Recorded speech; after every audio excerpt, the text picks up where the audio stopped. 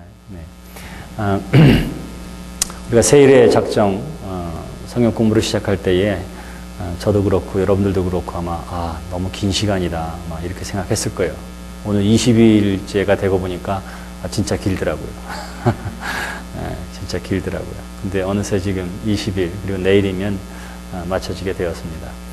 욥기를 가만히 계속해서 읽어가면서 또 저는 21일 기도회를 욥기서를 준비하면서 가만히 살펴보고 또 읽게 되어진 바가 반복되어지는 이야기들 속에서 하나님이 욥에게 그리고 이 욥기서를 읽을 모든 독자들에게 공통되게 요구하는 것이 있었는데 그것이 뭐냐 하면 그 우리의 생각하고 보는 그 관점을 내 삶 중심적인 것에서 하나님 중심적인 것으로 바꾸는 데에 많은 부분이 할애되어 있음을 발견하게 되었습니다. 다시 말하면 계속되어지는 말씀에도 그러한 이야기가 있지요. 욥과 친구들이 논쟁했던 것은 뭐냐면 그 인간의 세상사에서 벌어지는 그 문제에 대해서 그 안에서 해결하려고 하고 그 안에서 찾으려고 하는 그러한 노력이 있었는데 하나님은 이제 욥에게 드디어 나타나셔서 말씀하시기를 그러한 모든 논쟁에 대해서 답하시는 것이 아니라 오히려 우리로 하여금 그리고 욥으로 하여금 내가 하나님에 대해서 좀 알아야 된다. 또 하나님의 질서에 대해서 하나님의 의에 대해서 내가 좀 깨달아야 할 것이 있다. 이렇게 말씀해 주시고 드디어 욥을 가르치기 시작하시는데 문제에 대한 해답으로서가 아니라 지금까지 인간사 속에서 되어지는 일들을 바라보았던 욥의 시선을 이제 하나님의 창조의 질서 속에서 바라볼 수 있도록 그의 눈을 넓히시고 높이시는 것을 우리가 보게 됩니다.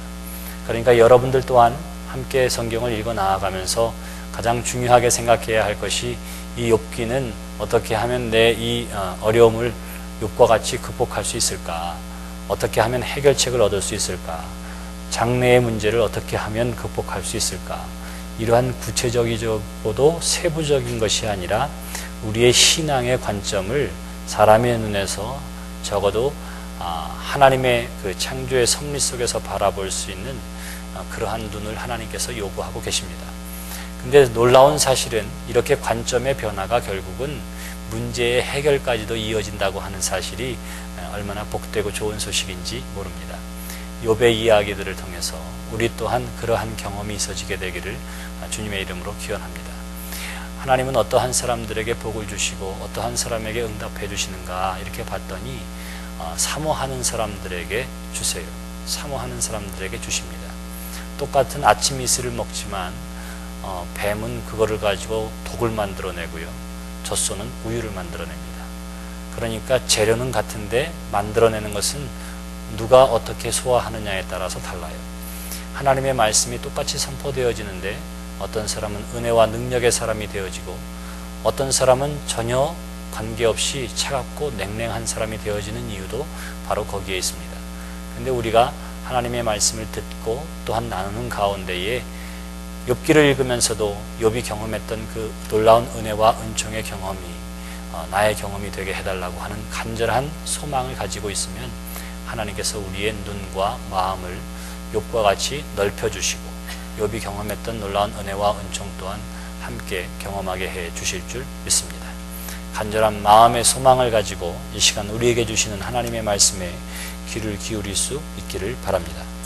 하나님이 계속해서 말씀하실 때에 특별히 38장부터 39장에 있었던 하나님의 첫 번째 발언에서 중요한 것은 우주를 만들고 운행하시는 하나님의 신비에 대해서 욥에게 말씀을 해 주셨습니다. 그렇게 함으로 말미암아 하나님과 욥의 그 차이가 어떠한 건지를 욥으로 하여금 알게 해 주셨어요. 인간의 무지함과 하나님의 측량할 수 없는 지혜에 대해서 사람의 무능함과 그리고 하나님의 헤아릴 수 없는 능력에 대해서 욥에게 이야기하고 그 차이를 깨닫게 해주고 있는 것입니다. 뿐만 아니라 욥으로 하여금 그러한 과정을 통해서 인간 중심적인 세계관에서 이제는 창조주 하나님의 세계관으로 그의 시선과 관점이 바뀌어야 할 것을 이야기하고 있는 것이지요. 사실은 결론부터 이야기한다고 할 것 같으면 하나님께서 욥에게 이야기하시는 것은 아주 간단합니다.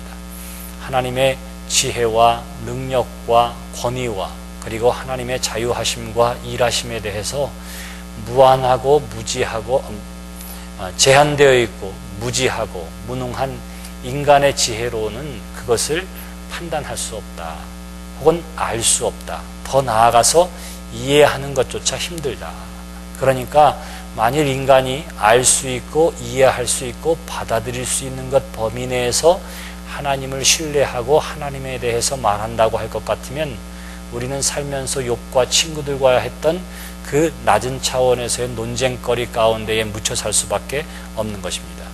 근데 하나님께서는 그러한 욥에게 나타나셔서 하나님의 능력과 지혜와 권능의 무궁함을 보여주심으로 말미암아 적어도 사람이 하나님과 인간의 차이를 알게 하고 하나님이 하시는 일에 대해서 우리가 이해할 수도 없고 때로는 깨닫을 수도 없고 때로는 받아들일 수도 없을 만하더라도 하나님이 하시는 일들에 대해서 인정하고 받아들이고 순종하는 것은 인간이 할 수 있어야 한다.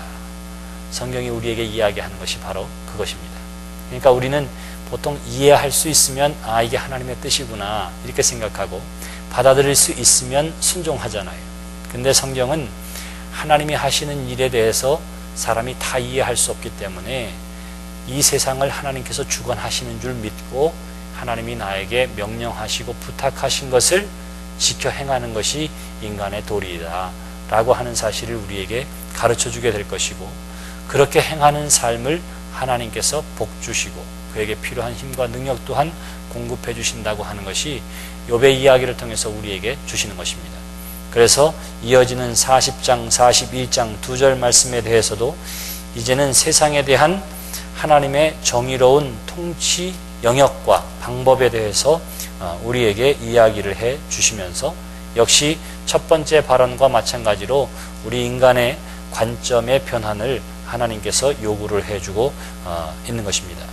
여호와에 대한 첫 번째 이야기 속에서 욥이 대답하는 내용이 1절부터 나와 있습니다. 40장을 보시기 바랍니다. 여호와께서 또 욥에게 일러 말씀하시되 트집 잡는 자가 전능자와 다투겠느냐 하나님을 탓하는 자는 대답할지니라 이렇게 이야기하고 있습니다. 자신의 의를 주장하는 것 때문에 결국은 어떻게 하느냐면 내가 옳다 그러니까 어떻게 돼요? 그러면 하나님이 나쁜 사람이 된 거죠. 왜 하나님이 나쁜 사람이 됐냐 하면 하나님이 하시는 일에 대해서 이해하는 정도가 어떠냐 하면 엄밀하게 얘기하면 욥이나 친구들이나 별 차이가 없어요. 왜냐하면 자 보세요. 욥의 친구들이 한 이야기는 뭐냐 하면 욥이 고통당하는 모습을 바라보면서 하나님께서 의로운 사람들에게 이유 없이 고통을 당하게 하지 않는다. 이유 없이 징계하지 않는다. 내가 반드시 죄를 지었기 때문에 하나님께서 징계하셨으니까 내가 이 죄를 회개하고 하나님 앞에 돌아오면 하나님께서 복을 주실 것이다. 욥의 친구들이 한 이야기가 이것입니다. 반대편에서 욥이 한 이야기는 뭐냐면 나는 그 정도의 죄를 짓지 않았다 하는 거예요. 나는 그 정도의 죄를 짓지 않았다. 10남매가 한꺼번에 죽고 그 다음에 모든 것들을 다 날리고 나의 육신조차 병들 만한 그러한 죄를 내가 하나님 앞에 범한 적이 없다. 그렇기 때문에 나는 하나님과 직접 만나서 이야기해야 한다.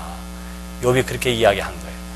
대화가 막 왔다 갔다 하다 보니까 점점 심해져서 내가 온전하고도 완전하고도 의로움 가운데 부족함이 없다. 차라리 하나님께서 나타나셔서 재판을 해주셨으면 좋겠다. 이런 이야기를 했습니다. 그런데 그 이야기대로라고 할 것 같으면 보세요. 하나님이 아무런 문제도 없는 사람들에게 이러한 징계와 고난을 당하게 하신다고 할 것 같으면 우리가 첫 시간에 한 질문입니다. 그러면 하나님은 어떻게 우리가 선하시고 의롭다고 말할 수 있겠는가 하는 질문이 생기게 되는 것이고요. 만일 하나님께서 그렇게 하시지 않았다라고 이야기한다고 할 것 같으면 그러면 하나님은 하나님의 사람들이 고난당하고 재난당하는 일을 방치해두거나 그 고난과 재난을 어떻게 할 수 없을 만큼 하나님은 무능하신가? 이 두 가지의 질문을 하게 되는 거예요. 욥기를 시작할 때도 우리가 이 두 가지의 질문을 했었습니다.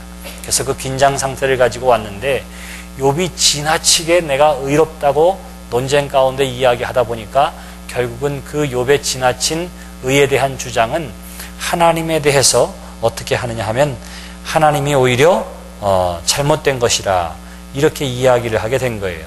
그래서 여기 뭐라고 이야기하느냐면 트집 잡는 자가 전능자와 다투겠느냐 하나님을 탓하는 자는 대답할지니라. 불가피하게 하나님을 악하다고 이야기하기까지 된 것이지요.